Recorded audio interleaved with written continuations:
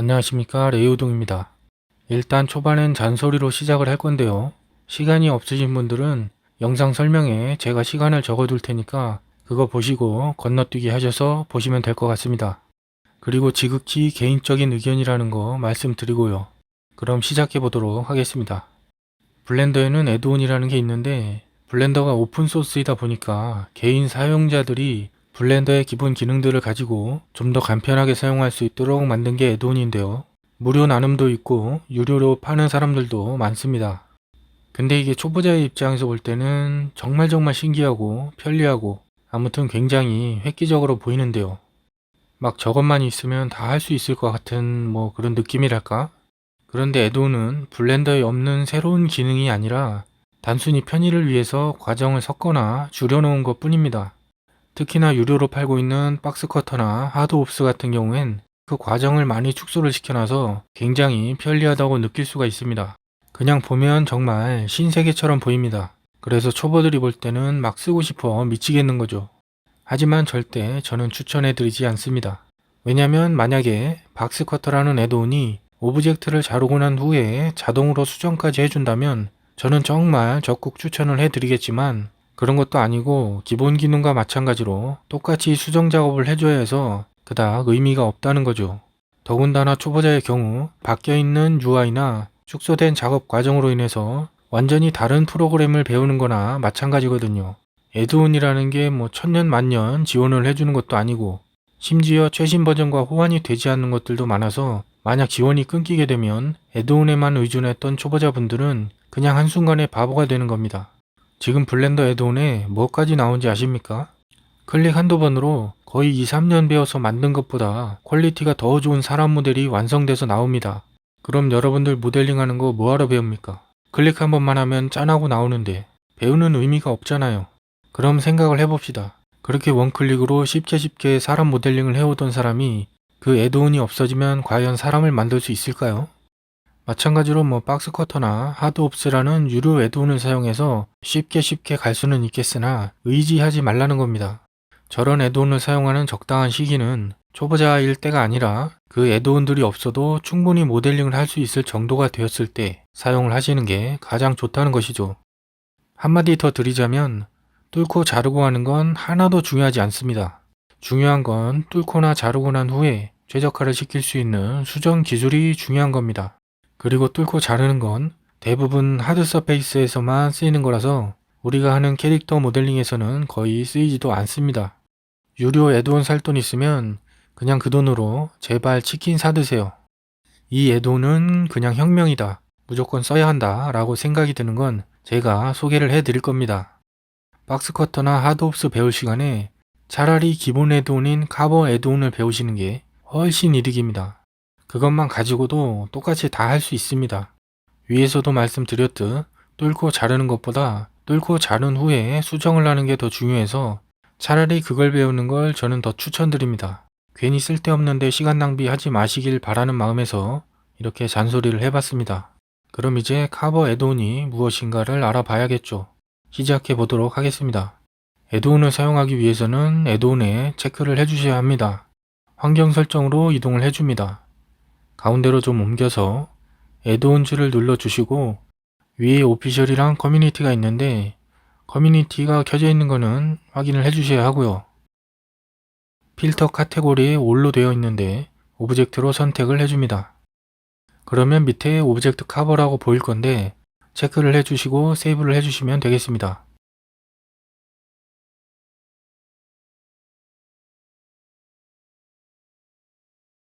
자, 커버를 사용하려면 먼저 사용하고자 하는 오브젝트를 선택해 주셔야 합니다. 그리고 컨트롤 시프트 X키를 눌러주면 이런 메뉴가 나오게 됩니다. 켜는 건 알았으니까 이제 끄는 것도 알아야겠죠. 끄는 건 마우스 오른쪽 버튼이나 ESC키로 나갈 수가 있습니다. 다시 켜고 왼쪽 아래에 보면 단축키에 대한 설명이 나와 있고요. H키로 설명을 껐다 켰다 해주실 수가 있습니다. 방식은 크게 4가지로 분류가 되고요. 디퍼런스는 쉽게 뺀다는 개념이고요. 리불은 자르기만 하는 개념이고 크리에이트는 생성해내는 걸 의미합니다.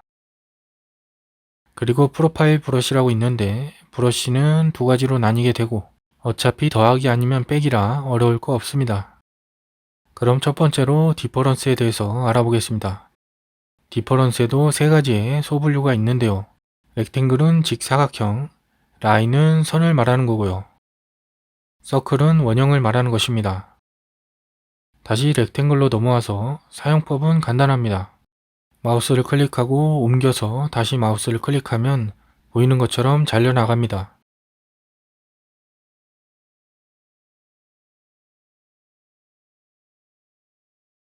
그리고 클릭해서 쭉 내린 다음 Alt 키를 누르게 되면 원하는 위치로 사각형을 옮길 수가 있습니다. Alt 키는 누르고 있어야 하고요. 그 상태로 클릭만 해주시면 쉽게 잘라낼 수가 있습니다. 왼쪽 단축키 설명에 보면 Move All에 Alt라고 되어 있죠. 그럼 다시 돌아가서 다음은 베벨 업데이트입니다. 이건 그냥 ON으로 놓고 쓰시면 되는데 대충 크게 뭐가 달라지는지를 보여드리자면 일단 베벨 모디파이어가 켜져 있어야 하니까 불러오겠습니다. 다시 커버를 켜고 베벨 업데이트가 켜진 상태로 한쪽을 잘라보겠습니다. 그리고 이번에는 끄고 반대편을 잘라서 차이점을 보여드리겠습니다. 켜고 자르게 되면 이렇게 표면이 부드럽게 스무스 처리가 된 게 보이시죠? 근데 끄고 자르게 되면 스무스 처리가 업데이트가 되질 않습니다. 편집 모드로 가서 확인을 해보면 샤프가 빠진 것도 볼 수가 있는데요. 뭐 켜고 끄는 걸로 크게 달라지는 건 없으니까 그냥 켜놓고 사용을 하시면 되겠습니다. 다시 돌아와서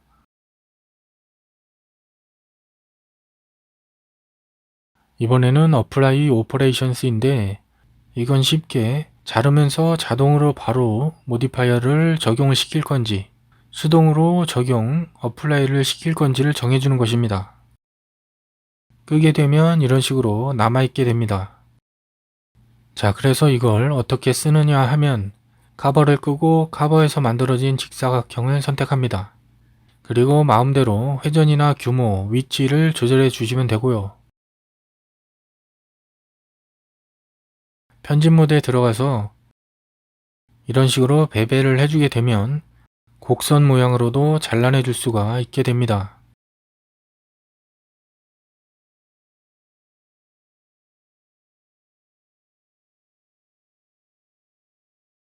다 됐으면 처음에 있던 큐브를 선택하고 모디파이어에서 수동으로 어플라이를 해주면 적용이 되고 필요 없는 건 삭제를 해주시면 됩니다.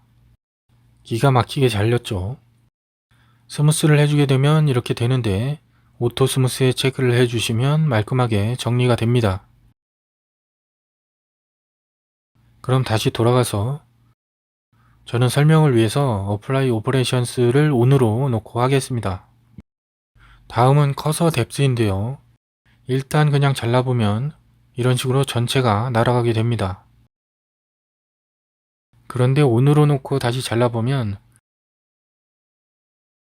전체가 날아가지 않게 되는데요. 이건 뭐냐면 3D 커서가 있는 위치만큼까지만 잘려나가는 것입니다. 커서는 컨트롤을 누른 상태로 마우스를 클릭해서 위치를 바꿔줄 수가 있고요. 위치를 바꿔서 다시 한번 잘라보면 이런 식으로 딱 그 위치까지만 잘리는 게 보이시죠?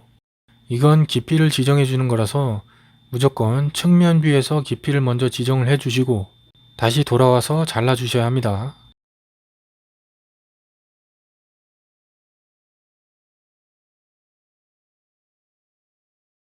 커서를 이동시키는 건 알았으니까 다시 중앙에 놓는 것도 알아야겠죠. 커버를 끄고 단축키 Shift C 키를 누르게 되면 자동으로 커서가 중앙으로 이동하게 됩니다. 다른 방법으로는 Shift S를 누르고 커서 to 월드 오리진을 해주시면 정중앙으로 3D 커서가 이동하게 됩니다. 다시 커버를 켜고 저는 설명을 위해서 오프로 놓고 하겠습니다. 스페이스 키를 눌러서 다음으로 넘어가면 라인이라고 나오는데 말 그대로 선으로 잘라내는 겁니다. 이런 식으로 잘라내는 건데 특징은 마지막에 스페이스바를 눌러서 잘라내야 한다는 겁니다.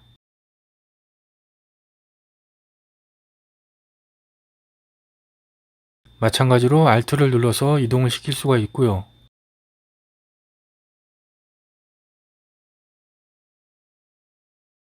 그리고 모서리를 자른다고 해서 이렇게 한 줄만 사용하면 안 잘립니다. 최소 두 줄은 있어야 잘리게 되고요. 안전하게 저는 세 줄을 사용하고 있습니다.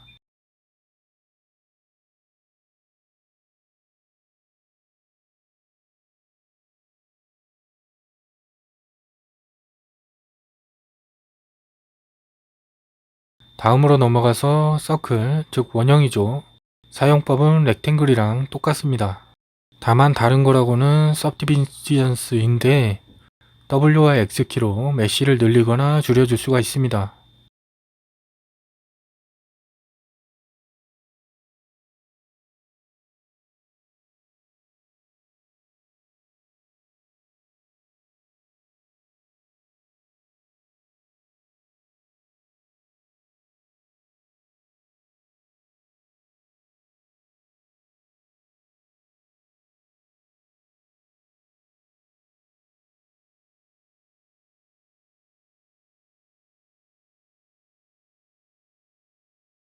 이렇게 디퍼런스 세 가지 잘라내는 방법에 대해서 알아봤고요.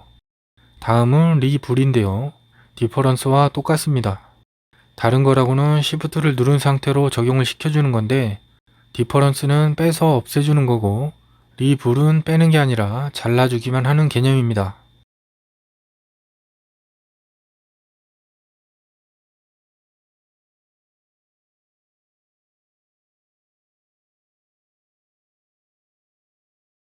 서클도 마찬가지로 똑같은 방법으로 사용을 하시면 되겠고요.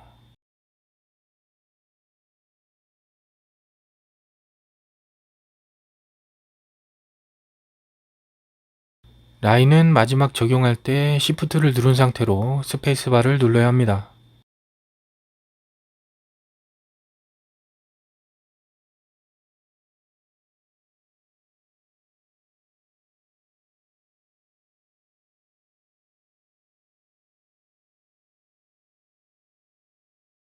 이런 식으로 쉽게 떼어낼 수가 있고요. 다시 뒤로 가서 리퍼런스, 리불에 이어서 이번에는 크리에이트입니다. 단축키는 C키이고 얘는 자르거나 빼는 게 아니고 그냥 생성을 해주는 건데 거의 쓸 일이 없어서 그냥 이런 게 있다라는 정도만 알고 계시면 될 듯 합니다. 사실 저는 다른 것도 잘 안 쓰지만 카버도 거의 잘 안 쓰는 편이라 디퍼런스로 해놓고 왜 안 되나 삽질하고 있죠.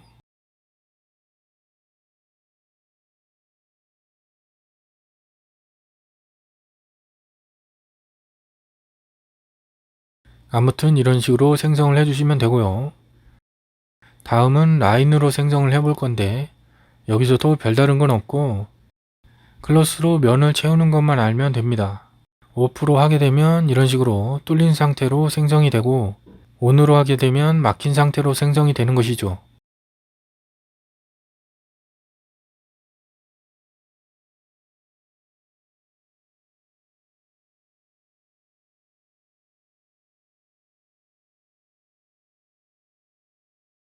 쭉쭉쭉 넘어가서 이번에는 단축키 B키를 누르면 나오게 되는 프로파일 브러쉬에 대해서 알아볼 건데요. 쉽게 디퍼런스 빼기와 유니온 합치기가 있습니다. 사용하는 방법은 마우스를 오브젝트 쪽으로 가져가게 되면 이런 형태가 나타나게 되는데요. S키를 눌러서 크기를 줄여줄 수가 있고요. 마우스를 클릭한 상태로 움직여서 회전을 시켜줄 수도 있습니다. 이렇게 면에 대고 D키를 누르게 되면 깊이를 조절해 줄 수가 있고요. 그 상태로 스페이스바를 누르게 되면 뚫리게 됩니다. 브러쉬라고 부르는 이유가 이런 식으로 면을 따라 붙어 다녀서 그렇게 부르는 것 뿐이지 별다른 건 없습니다.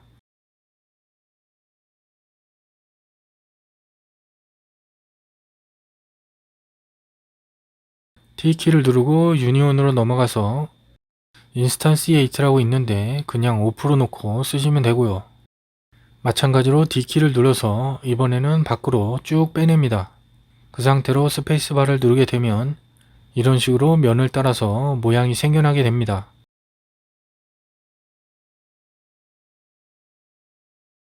다시 뒤로 와서 X키나 W키를 누르게 되면 브러쉬 모양이 바뀌게 됩니다.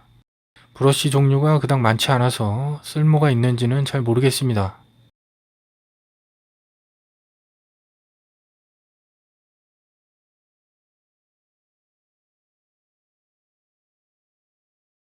회전할 때 컨트롤을 누른 상태로 하게 되면 45도씩 회전을 하게 되고요. 뚫어보면 이런 모양으로 뚫리게 됩니다.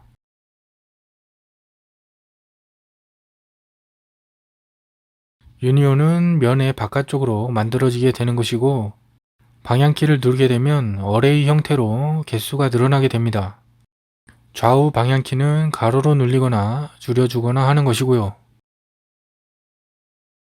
위아래 방향키는 세로로 늘리거나 줄여줄 수가 있습니다. 그리고 전체적인 크기는 그냥 S키로 하시면 되고요. 개별로 크기를 조절할 때는 J와 U를 사용하시면 됩니다. J는 가로로 거리를 벌려주는 것이고, U키는 세로 방향으로 거리를 벌려줄 수가 있습니다.